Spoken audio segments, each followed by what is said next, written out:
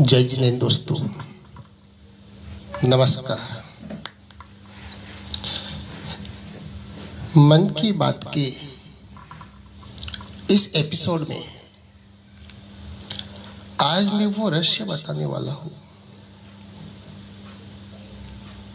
जो सकारात्मक और नकारात्मक ऊर्जा के प्रवाह में सबसे बड़ा कारण है। हम सोचते हैं 100% मकान वास्तु के हिसाब से बना लिया,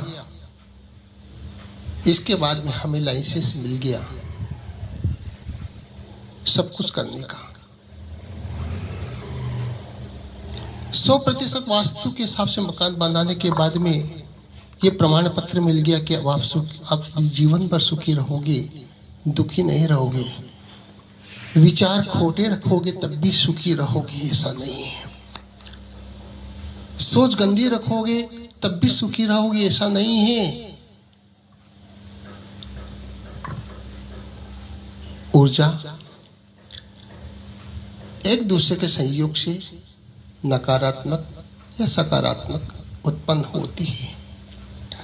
सबसे पहली बात तो यह कि हमारा जैसा विचार होगा, जैसा हम बोलेंगे, जैसा हम सोचेंगे, जैसा हम करेंगे, उसके हिसाब से ही सकारात्मक और नकारात्मक ऊर्जा का प्रवाह होगा। इसका एक बहुत अच्छा सा एग्जाम्पल मैं आपको बताता हूं। आप घर में 2 पौधे लगाइएगा,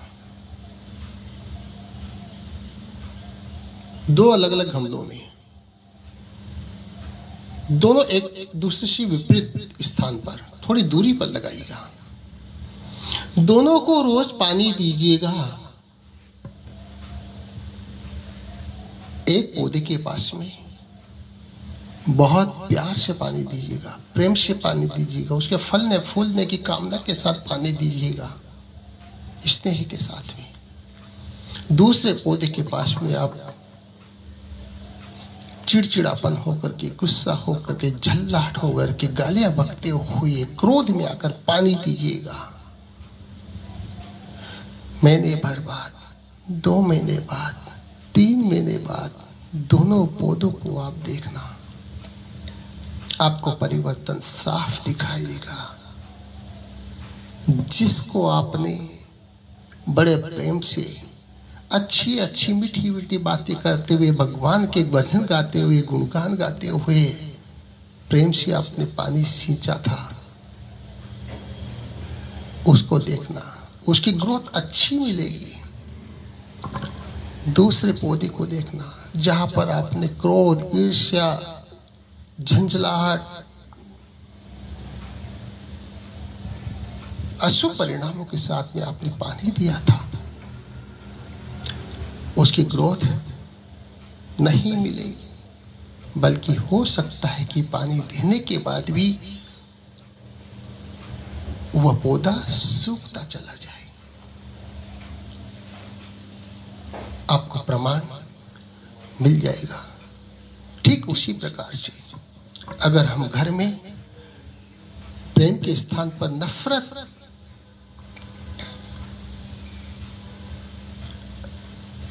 भगवान के गुणगान के स्थान पर गालियां अगर इनकी बौछार करेंगे तो घर में कदापि सुख समृद्धि नहीं आ सकती, शांति नहीं आ सकती है। इसलिए सबसे पहले अपने विचारों में शुद्धता लाइएगा। कभी छल कपट से कोई धन अर्जित मत करना, क्योंकि छल, हिंसा आदि के माध्यम से पाई हुई सुख संपदा का नाश होना निश्चित है। लेकिन जो धर्म युक्त हम धन का संचय करते हैं, प्रेम युक्त हम संचय करते हैं, वह चिरकाल तक स्थिर रहता है। इसका एक उदाहरण मैं आपको देता हूं। रावण के पास सोने की लंका थी। लेकिन क्या आपको पता है, वह सोने की लंका रावण ने छल से प्राप्त की थी? नहीं पता था? मैं बताता हूं आपको। जब भगवान शिव माता पार्वती के साथ में वैकुंठ में घूमने गए तो मंत्रमुग्ध हो गई पार्वती वहां का देख करके,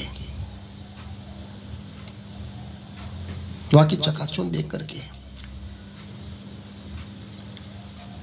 माता पार्वती ने शिव जी से बोला, प्रभु मुझे एक बहुत आलीशान महल बना करके दीजिएगा,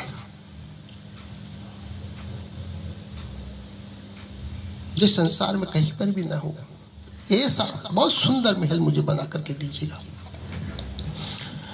भगवान शिव तो वैरागी थे, जंगलों में वास करने वाले थे, मगर फिर भी उन्होंने माता पार्वती की बात को रखने के लिए, उनको खुशी देने के लिए उन्होंने कहा ठीक है मैं महल बनवाता हूँ। उन्होंने कुबेर को बुलाया कि ऐसा एक महल बनाएगा। कुबेर ने विश्वकर्मा जी को बुलाया जो सृष्टि के श्रेष्ठ शिल्प इंजीनियर थे, वास्तुकला में पारंगत थे। शिल्प, आप शिल्पी भी बोलते हैं विश्वकर्मा जी को। विश्वकर्मा जी ने, चूंकि कुबेर ने बहुत सारा सोना विश्वकर्मा जी को दिया महल बनाने के लिए कि पूरा सोने का महल बनाइएगा। विश्वकर्मा जी ने, चूंकि एक शिल्प इंजीनियर थे, अद्वितीय इस संसार में, उन्होंने एक सोने का महल तैयार किया। अब गृह प्रवेश के लिए जो रावण था वो एक गरीब ब्राह्मण बनकर के सामने आया। विश्वकर्मा जी ने कहा, प्रभु इस महापंडित से सारी वैदिक क्रियाएं संपन्न करवाते हैं। शिव जी ने कहा ठीक है। शिव जी तो जानकार थे, जान तो गए थे, लेकिन होने को कोई नहीं रोक पाता है, वो रोकना भी नहीं चाहते थे। ब्राह्मण पंडित ने वैदिक क्रिया संपन्न कराई। उसके बाद दक्षिणा की बात आई तो दक्षिणा में रावण ने शिव जी से वही सोने का महल मांग लिया। शिव जी पहले से ही जानते थे कि ऐसा करने वाला है, फिर भी क्योंकि वह दक्षिणा देना चाहते थे, अपनी मर्यादा में रहते थे, एक ब्राह्मण को मना नहीं कर सकते थे। उन्होंने सोने का महल रावण को दक्षिणा के रूप में दे दिया। इसके बाद पार्वती जी बहुत नाराज हुई, मेरे लिए महल बनाया था। क्रोधित हो उठी पार्वती जी। पार्वती जी ने श्राप दे दिया कि तुमने छल कपट से महल को प्राप्त किया है रावण, ये तुम्हारा महल एक दिन जलकर राख हो जाएगा। और कालांतर में ऐसी व्यवस्थाएं बनी रावण को उस महल में रहने के बाद में, अब देखो कितना यश कीर्ति प्राप्त हुई रावण को। तीनों लोकों में रावण पूज्य हुआ, यानी कि वहां का वास्तु ऐसा था। उस शिल्प शास्त्री ने, उस विश्वकर्मा जी ने इस महल को ऐसा बनाया कि रावण की यश कीर्ति तीनों लोकों में प्रसिद्ध होने लगी। लेकिन चूंकि पार्वती जी का श्राप था, और पहले के महापुरुषों का श्राप भी कभी खाली नहीं जाता था, सतियों का श्राप खाली नहीं जाता था, ऐसी देवियों का श्राप खाली नहीं जाता था। उस श्राप का ही प्रभाव था कि रावण की मति मारी गई, वो निमित्त बना, सीता का हरण किया और हनुमान के माध्यम से लंका भस्म हो गई, लंका का सर्वनाश हुआ। ये पार्वती के श्राप के कारण से ही ऐसा संभव था। ऐसा वृत्तांत पढ़ने में आता है। इसलिए मैंने कहा कि छल कपट से कमाया हुआ धन कभी भी सुख संपत्ति नहीं रुक सकती। वह नाश होना है, निश्चित रूप से नाश होना है। इसलिए धन कमाओ, कोई तकलीफ नहीं है, लेकिन छल कपट से नहीं कमाना है। हमें धर्म युक्त कमाना है। आज के मन की बात में इतना ही। ज्यादा से ज्यादा लोगों को इस मैसेज को, इस बात को आप लोगों को बताएं। ये जो वीडियो बन रही है, इस वीडियो को भी आप लोगों तक पहुंचाएं। यह भी एक पुण्य कार्य होगा, सत् कार्य होगा, अच्छा कार्य होगा। इसका भी पुण्य आपको मिलता है। मैं मेरे ज्ञान को आप तक पहुंचा रहा हूं परमार्थ की भावना से। आप भी इस वीडियो को आगे पहुंचाएं परमार्थ की भावना से, कि लोगों का भला हो, लोगों का ज्ञान बढ़े, आचरण में विशुद्धता है। तो आप इतना ही ध्यान रखना